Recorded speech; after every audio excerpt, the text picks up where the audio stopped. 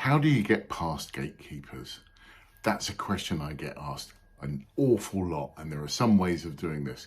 First thing is, if you're watching this channel for the first time, hit subscribe for loads more sales content. Okay, so I was told a bit of a story just recently around how someone got through to a client of mine, and they got through the gatekeeper by marking an email private and confidential. Now, most people will tell you that a manager who has an assistant will tell their assistant, you must not open anything which is marked private and confidential, which is for the manager's attention.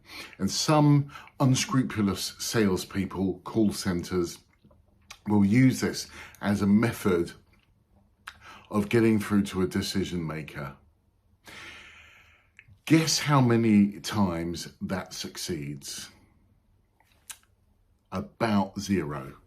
You should never ever do that. And the reason being is because it's duplicitous, it's disingenuous, it lacks integrity, and your job is to build trust as a salesperson. And if you start off a relationship or attempt to start off a relationship with a lie, you are toast from the beginning. So don't do that.